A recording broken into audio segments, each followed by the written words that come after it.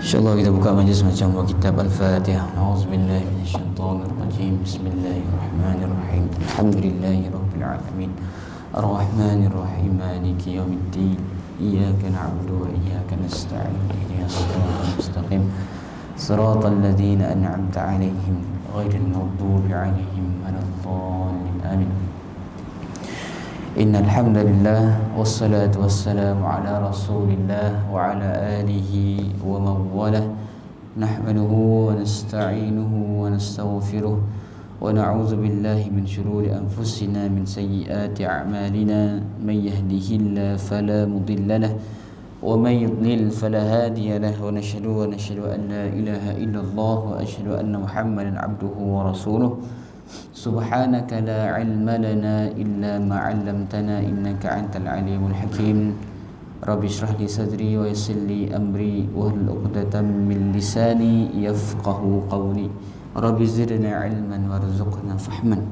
Alhamdulillah, pertamanya kita memanjatkan setinggi-tinggi rasa syukur kepada Allah Subhanahu wa taala pada pagi yang bahagia ini dapat bersama-sama kita hadir ke rumah Allah, kita solat subuh berjemaah, kemudian kita teruskan menghadiri majlis Al-Quran, majlis kita bersama-sama membaca Al-Quranul Karim, dan kita memperhatikan maknanya dan kita mentadabburi, menghayati ayat-ayat yang Allah Subhanahu wa taala turunkan. Mudah-mudahan sedikit sebanyak Al-Quran yang kita baca, yang kita tadabbur ini sedikit sebanyak boleh memberi kesan dalam jiwa dan kehidupan kita, dalam diri kita, membentuk peribadi dan akhlak kita, membentuk kita menjadi muslim mukmin yang beriman, yang sentiasa berada di bawah naungan Al-Quranul Karim, sentiasa di bawah naungan petunjuk Al-Quranul Karim. Kata Rasulullah SAW dalam sebuah hadis, Iqra'u Quran, kata Rasulullah SAW, bacalah olehmu Al-Quran, fa innahu ya'ti yaumal qiyamah syafi'an li ashabi, kerana sesungguhnya Al-Quran akan datang kelak di akhirat kepada sesiapa yang membacanya dahulu di dunia. Dan apa tugas Al-Quran ketika itu? Syafi'an li ashabi, dia memberi syafaat, memberi perlindungan kepada siapa? Kepada yang membacanya. Jadi Al-Quran inilah ketika kita jadikan dia teman di dunia, kelak di akhirat Allah jadikan dia sebagai teman kita, dia adalah sebagai pelindung kita, bahkan dia memberikan syafaat kepada ahli-ahli Quran yang dahulu di dunia sering bersama Al-Quran, sering membaca Al-Quran, sering mentadabburi Al-Quran Karim. Itulah dia sedikit kelebihan yang Allah Subhanahu wa taala, keutamaan yang Allah nak berikan kepada ahli-ahli Al-Quran Karim. Jadi insya-Allah tuan-tuan dan dirahmati Allah, kita sambung tadabbur Al-Quran kita, surah Abasa. Kita masuk bahagian yang terakhir insya-Allah pada pagi ini dalam surah Abasa. Bahagian yang terakhir ayat ke-33 hingga ayat ke-42 sehingga akhir insya-Allah. Jadi buka surah Abasa ayat 33 sehingga ayat ke-42.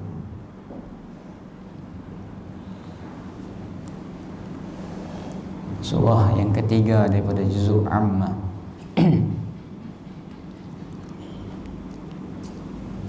Okey, jadi saya baca yang lain boleh ulangkan bacaan saya. Okey, insya-Allah. Ayat ke-33, kita mulai daripada ayat 33 insya-Allah. A'udzu billahi minasy syaithanir rajim.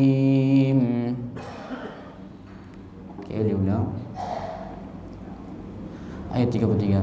Fa idza ja'atis sakhah.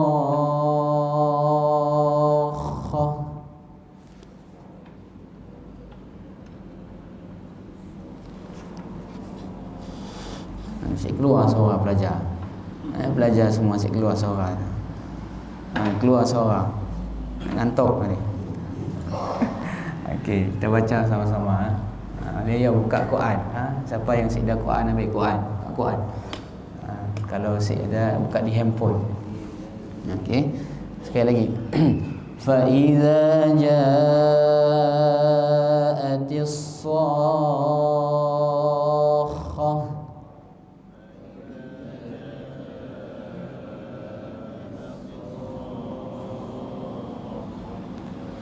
يَوْمَ يَفِرُّ الْمَرْءُ مِنْ أَخِيهِ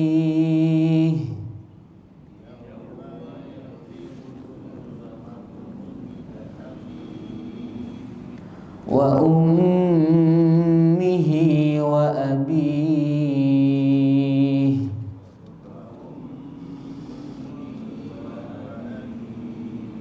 وصاحبته وبنيه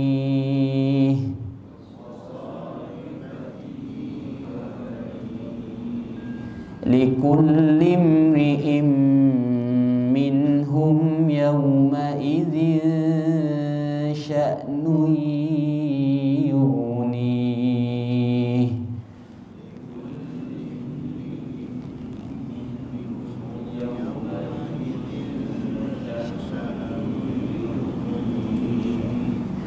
وجوه يومئذ مسفرة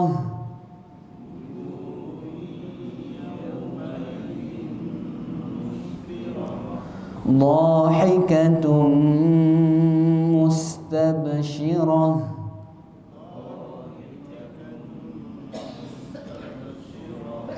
ووجوه يومئذ عليها غبرة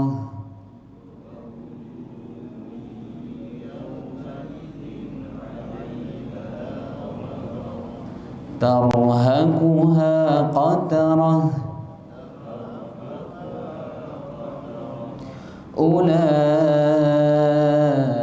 أولئك هم الكفرة الفجرة.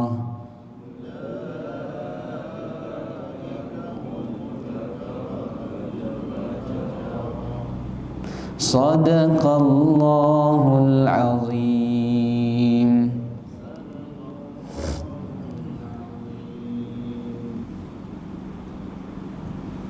Sadaqallahul azim. Jadi bahagian yang terakhir surah ini, setelah kita review sedikit, setelah sebelum ini Allah Subhanahu wa taala menjelaskan tentang nikmat-nikmat Allah. Yang pertama, Allah jelaskan nikmat Allah di dalam diri manusia, di dalam dan juga di dalam alam semesta. Allah sampaikan dalil dan bukti atas kesempurnaan kekuasaan Allah Azza wa Jalla. Kekuasaan, kekuatan Allah atas kebangkitan dan segala sesuatu. Allah Subhanahu wa taala sebelum ini berfirman tentang kalla, janganlah sesekali kamu begitu, innaha tadhkirah. Tentang Al-Quran ini Allah sebutkan sebagai satu peringatan. Kenapa kamu tidak mahu beriman? Kita review. Allah sebutkan, kemudian Allah sebutkan, Allah ingatkan mereka tentang asal usul mereka. Min ayyi syai'in khalaqah. Kamu ini dari mana kejadiannya? Daripada min nutfatin khalaqahu faqaddara. Daripada setitis air yang dihina, kemudian dia menentukan. Summa as-sabila yassara summa amatahu fa'akbara summa idza syaa anshara. Allah sebutkan kita sejak daripada lahir dibesarkan, diberikan segala kemudahan dan akhirnya dimatikan dan dibangkitkan semula. Semuanya adalah hasil daripada kekuasaan Allah Subhanahu wa taala. Diceritakan tentang keagungannya, kebesarannya, kenikmatan yang Allah Subhanahu wa taala berikan. Kemudian diberitahu tentang apa? Tentang nikmat-nikmat yang manusia dapatkan. Falyanzuril insanu ila ta'ami, maka hendaklah kamu lihat kepada nikmat makanan. Anna sababna al-ma'a sabba, kamilah yang mencurahkan air dari langit, kemudian kami membelah bumi dengan sebaik-baiknya, kemudian dia yang tumbuhkan, kemudian dia berikan berbagai nikmat, ada biji-bijian, anggur, sayur-sayuran, buah-buahan. Dan Allah sebut mata'an lakum wa li'an'amikum. Semua itu untuk kesenanganmu dan juga haiwan-haiwan ternakan. Jadi Allah satu persatu ceritakan nikmat yang diberikan kepada manusia dengan harapan manusia ini semakin akur, semakin mahu tunduk dan patuh kepada Allah Subhanahu wa taala. Ini diberi secara diberi pendekatan positif, diberi ceritakan tentang nikmat, tentang apa yang kamu dapatkan. Pendekatan yang positif, maksudnya pendekatan yang baik, pendekatan yang diajak sedikit-sedikit untuk sedar dengan cara yang positif. Maksudnya diceritakan tentang nikmat, ditanya tentang asal usul. Kemudian setelah masih juga mereka tidak mahu beriman, masih juga degil, masih juga ingkar, maka masuk pada ayat yang 33 ini. Ini bukan lagi satu pendekatan yang positif, ini pendekatan yang merupakan satu ancaman. Kalau sebelum ini diceritakan tentang nikmat supaya kamu kembali ingat kepada Allah, maka masuk pada bahagian yang terakhir ini Allah sebutkan tentang ancaman, tentang peristiwa di hari kiamat, yang mana kalau kamu masih tidak mahu beriman, beginilah keadaanmu kelak. Allah jelaskan sebahagian peristiwa dan keadaan di hari kiamat yang membuat diri ini takut dan cemas, dan seraya mengajak manusia itu untuk berfikir kepada bukti-bukti yang ada, lantas mengimani dan berpaling daripada kekufuran, meninggalkan sombongnya dan menunjukkan kerendahan hati kepada manusia. Karena manusia ada yang jenisnya si dapat nak pakai cara lembut, pakai cara lembut, si lut si mau dengar cakap, kau tu siapa yang beri kau makan, siapa yang beri kau minum, masih juga kau si mau ikut cakap maknya nanya. Anak yang si dalik, maknya lembut dengan lembut, pendekatannya lembut, masih juga dia si mau dengar kata. Sekali sekala maknya juga angkat suaranya, kau macam tu kau habis kau pula, macam tu kau. Sebelum tu dia dengar maknya si pernah angkat suara, tiba-tiba angkat suara, takut. Akhirnya apa? Akhirnya dia takut, dan ketakutan tadi menyebabkan dia nak dengar dan taat apa yang disebutkan oleh cara lembut si dapat, cara lembut si berkesan lagi, digunakan pendekatan secara ancaman, pendekatan yang lebih keras. Begitu juga ketika manusia yang tidak mahu beriman, Allah dah ceritakan dengan baik, Allah ceritakan dengan pendekatan yang lemah lembut, diceritakan tentang nikmat, diceritakan tentang, ditanya tentang dari mana asal usul kamu ini diciptakan, siapa yang ciptakan kamu ini, besar siapa yang besarkan, nanti kamu mati pun siapa yang matikan. Itu lembut. Kemudian kamu makan, siapa yang jadikan makanan itu, kamu minum, siapa yang turunkan air hujan, ternakanmu siapa yang beri makan. Ini pendekatannya. Maka ketika masih tidak mahu beriman, Allah sebut fa iza ja'atis sakhah, maka apabila datang suara yang memekakkan. As-sakhah ini adalah suara jeritan yang sangat kuat. Dan as-sakhah Maksudnya ataupun disebut dengan al-qari'ah ataupun disebut at-tamatil kubra, iaitu apa? Tiupan kedua sangkakala. Tiupan sangkakala yang kedua, tiupan yang memekakkan telinga akibat terlalu kuatnya jeritan ataupun tiupan, sangat kerasnya, sehingga siapa-siapa yang mendengarkannya memekakkan telinga.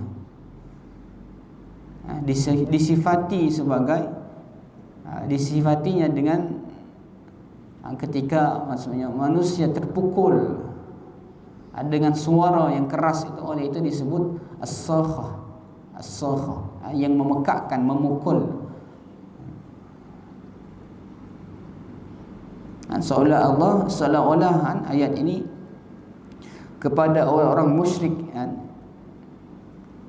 yang mendengar pesanan dan dakwah Nabi sallallahu alaihi wasallam, tetapi mereka tidak mahu mendengar, mereka tidak mengendahkan silalik apa yang disampaikan oleh Nabi sallallahu alaihi wasallam. Mereka pekakkan telinga, mereka mendengar kata Nabi.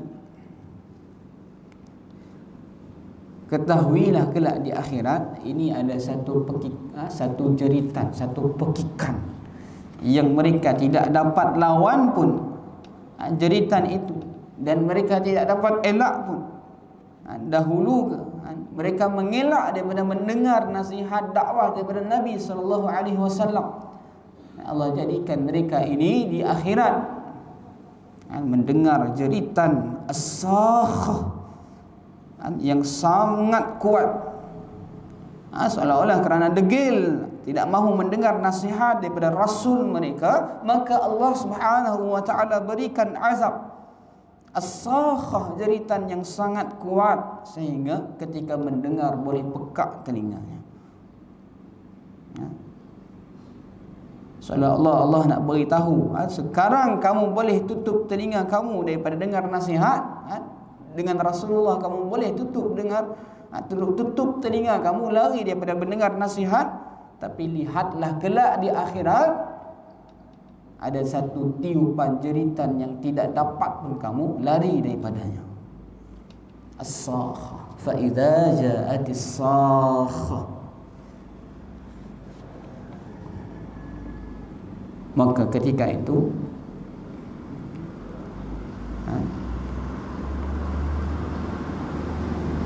Allah sebutkan keadaan huru-hara yang berlaku. Yauma yafirrul mar'u min akhihi, yang mana pada hari ketika manusia lari daripada saudaranya,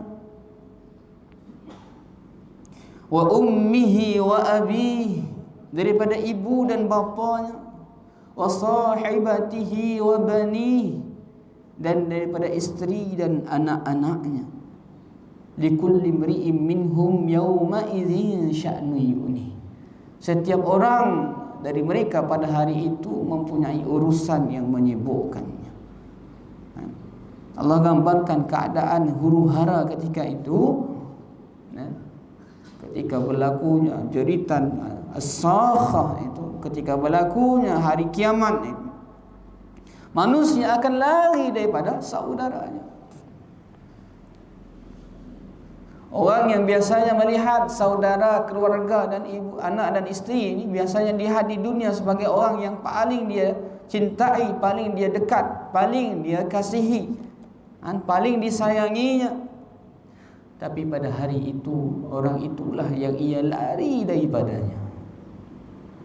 Dia lari daripada kawan-kawannya, saudara-saudaranya, dia lari daripada orang tuanya, dia lari daripada istrinya, bahkan anak-anaknya. Di dunia itulah yang dia kasihi, itulah yang dia cintai. Seorang anak yang sakit, dia sanggup berjaga malam jaga anaknya supaya anaknya sentiasa dalam keadaan yang baik. Diberi makan, diberi ubat dan sebagainya, dia jaga, dia tentang dengan minyak yang penuh. Tapi kelak di akhirat, anak ini dia lari daripada anaknya. Seorang ibu yang dia sayang di dunia, yang dikasihi di dunia, di akhirat kelak dia lari daripada ibunya. Seorang ayah yang dia hormati, yang dia cintai, dia lari kelak di akhirat. Kenapa? Sampai begitu sekali. Dan Allah Subhanahu wa taala sebutkan, yauma yafirru ini bermaksud lari daripada sesuatu yang menakutkan. Seolah-olah mereka lari daripada saudaranya, lari daripada orang tuanya, lari daripada isteri dan anak-anaknya dalam keadaan ketakutan. Sampai begitu sekali, lari kerana takut dengan saudara mara, anak, isteri dan sebagainya. Padahal di dunia itulah yang mereka sayangi, yang mereka dekatkan.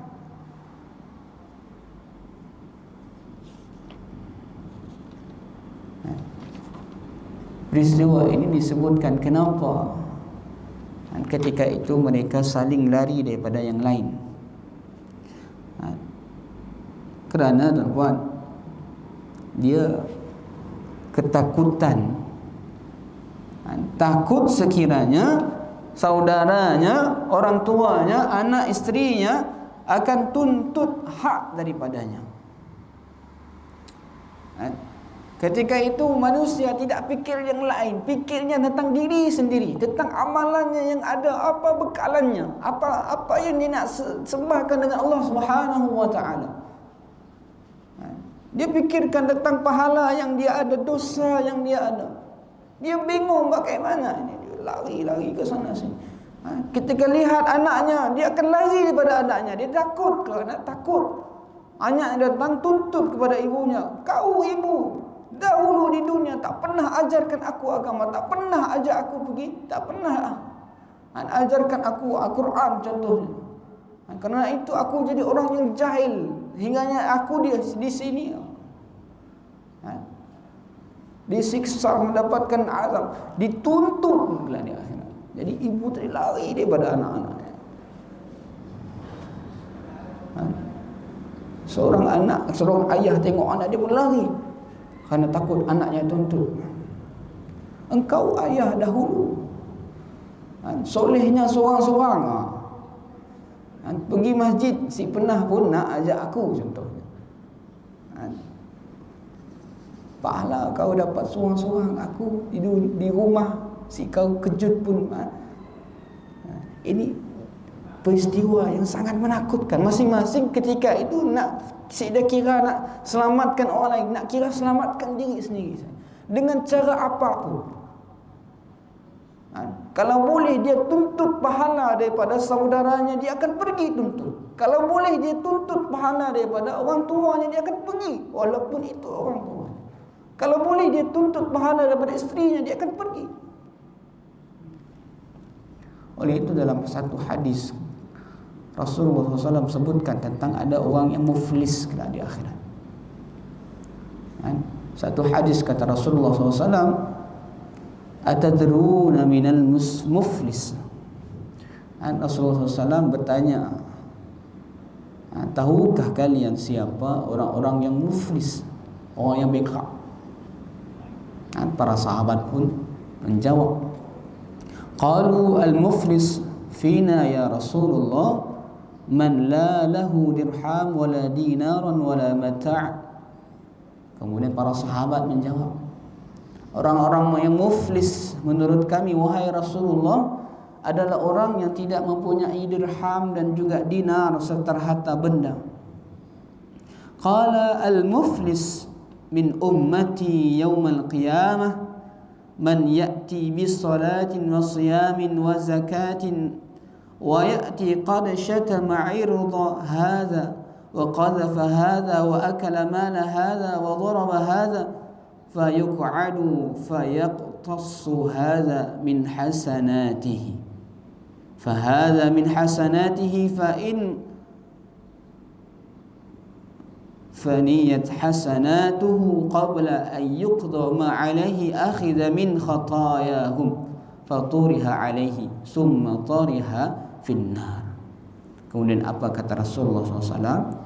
Seorang muflis dari kalangan umatku adalah seorang yang datang di hari kiamat dengan pahala solatnya, dengan pahala puasanya, dengan pahala zakatnya. Namun pada masa yang sama dia juga membawa dosa, mencela orang ini, menuduh orang ini, memakan harta orang ini, menumpahkan darah orang itu dan memukul orang itu dan seumpamanya.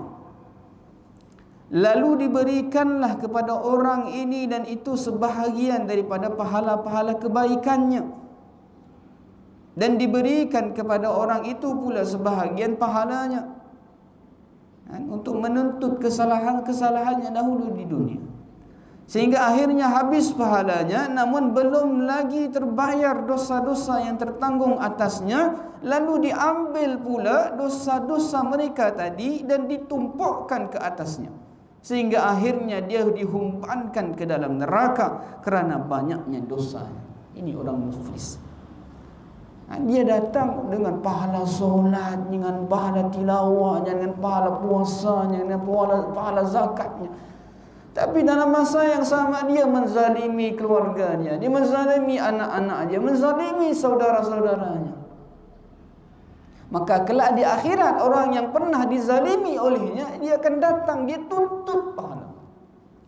Oleh itu Allah gambarkan bagaimana kelak orang, yauma yafirrul mar'u min akhihi wa ummihi wa abihi wa sahibatihi wa banihi likulli imri'in minhum yawma idzin sya'nun yughni.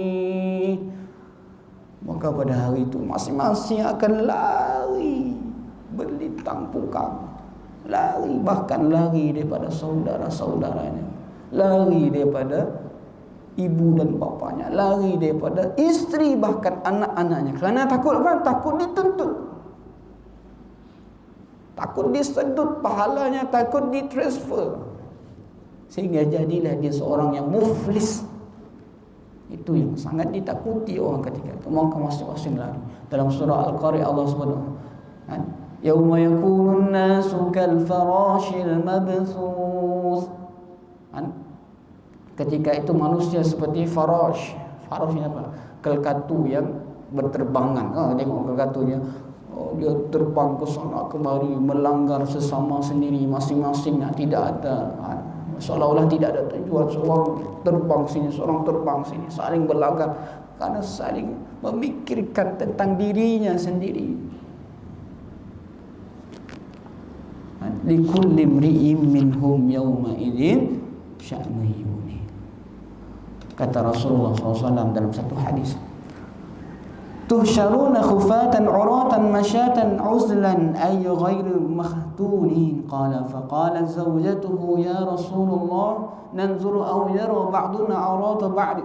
Qala likulli imri'in minhum yawma idzin sya'nu yughni.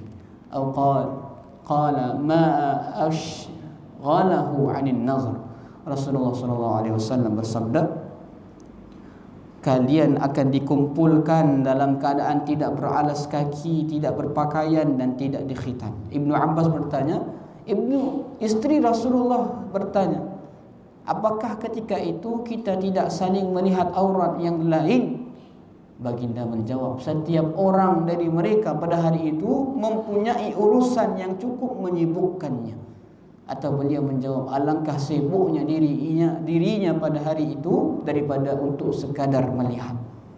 Dan Allah gambarkan keadaan itu masing-masing sibuk dengan nasib diri mereka masing-masing. Kemudian Allah sebutkan ada dua golongan. Kelak di akhirat terbahagilah mereka kepada dua golongan. Yang Allah sebutkan, wujuhu yawma idzin musfirah. Ada golongan yang ketika itu muka mereka berseri-seri. Kalau orang-orang yang kafir itu gambarannya yang tadi sangat menakutkan. Sedangkan orang-orang yang beriman, inilah keadaannya. Muka mereka berseri-seri, pada hari itu mereka tersenyum kegembiraan. Pembalasan ini ketika mereka mendapatkan balasan mereka, mereka tersenyum kegembiraan pada hari itu. Hari itu dimudahkan hisab bagi orang-orang yang beriman. Hisaban yasira, mereka mendapat hisab yang dimudahkan. Dhahikatum mustabshirah, bukan hanya dia tersenyum, dia dhahikah, tertawa, dan juga bergembira. Dhahikah ini satu perbuatan yang maksudnya ketawa yang maksudnya ketawa terbahak-bahak, dhahikah, sehingga gigi gusi pun nampak, itu dhahikah. Maksudnya mukmin ini ketika keadaan yang menakutkan tadi itu keadaan menakutkan, tapi bagi orang yang beriman, mereka dalam keadaan muka yang berseri-seri, kemudian bergembira, tertawa, bahkan bersukaria dengan berita gembira yang diberikan kepada mereka. Yakni mereka dimasukkan ke dalam syurga. Ketika dikumpulkan, timbangkan mizan, kemudian ada yang mendapatkan nasib atau buku amalnya sebelah kanan, ada yang mendapatkan buku amalnya sebelah kiri. Golongan-golongan yang celaka tadi mendapatkan golongan buku amalnya sebelah kiri, dan mereka sangat huru-hara. Sedangkan orang-orang yang beriman mendapat buku amalnya sebelah kanan, dalam keadaan yang sangat bergembira. Dia berketawa, yang bersukaria, mendapat tahu hasil akhirnya kelak masuk dalam syurganya Allah Subhanahu wa taala. Satu kegembiraan yang tidak dapat diukur di dunia. Sangat gembira. Sedangkan ada golongan yang kedua, Allah sebutkan wujuhun yawma idzin 'alaiha ghabarah, dan banyak pula muka pada hari itu tertutup debu. 'Alaiha ghabarah, yakni mukanya tertutup debu, maksudnya apa? Suram. Tarhaquha qatarah, ditutup oleh kegelapan, ditimpa kehinaan dan kesusahan. Ulaika humul kafaratul fajarah, maka mereka itulah orang-orang yang kafir dan durhaka. Jadi orang-orang beriman wajahnya berseri-seri, bergembira, bersenang, bersukaria. Sedangkan orang-orang kafir disebutkan wajahnya penuh kesuraman, diliputi dengan hitam legam dan gelap gelita.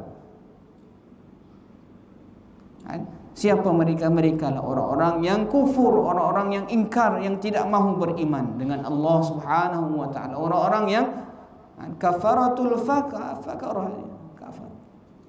Orang yang telah diberikan berbagai nasihat, didakwahi oleh Nabi SAW dengan berbagai usaha mereka untuk mendakwah seruan Nabi. Nabi seru untuk beriman kepada Allah.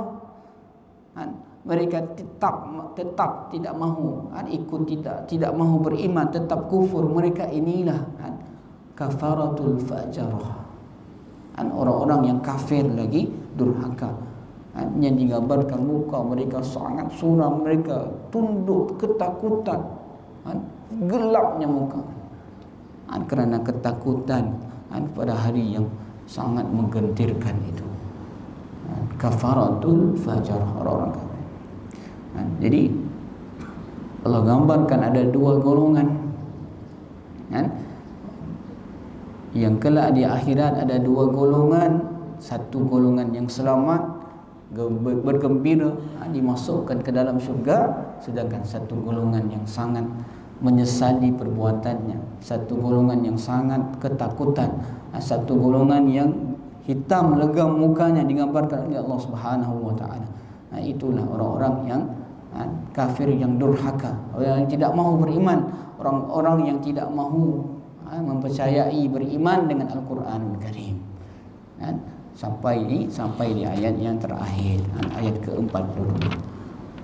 Jadi tuan-tuan yang dirahmati Allah, kita selesai surah Abasa, banyak pengajaran yang dapat kita ambilkan dalam surah ini. Allah memanggil manusia ini untuk beriman kepadanya sedikit demi sedikit. Marilah beringat kepadaku, marilah beriman dengan. Setelah Allah sebutkan kerana kepada orang yang tidak mahu beriman disebutkan, kamu ini dari mana asal usulnya, kamu ini siapa yang ciptakan, siapa yang besarkan kamu, siapa yang beri kamu segala kemudahan dalam hidup, kamu pun mati kelak, siapa yang matikan. Allah ajak dengan penuh lemah lembut. Kemudian Allah sebutkan, kamu hidup, kamu makan, ini siapa yang beri kamu makan, siapa yang jadikan tumbuh-tumbuhan, siapa yang jadikan buah-buahan, siapa yang beri makan haiwan ternakan kamu, siapa yang jadikan semua itu. Dan Allah kembali dengan cara yang lembut memanggil manusia untuk kembali beriman, kembali kepada Allah Subhanahu wa taala. Ketika manusia masih lagi ingkar, masih lagi degil, Allah gunakan ancaman yang sangat keras.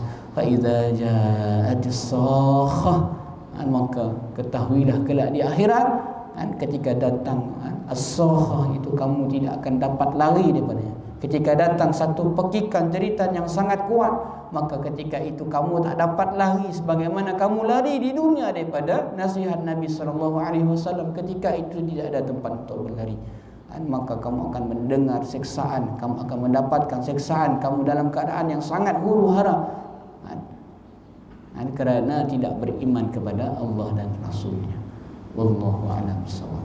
Mudah-mudahan kita termasuk dalam golongan yang wujuhu yawma idzin musfirah, muka yang berseri-seri, dhahikatun mustabsyirah, tertawa kemudian bersukaria, bergembira di akhirat kita. Mudah-mudahan kita termasuk dalam golongan yang beriman. Wallahu a'lam bishawab. Yang baik daripada Allah Subhanahu wa taala, ilmu kurang saya mohon maaf.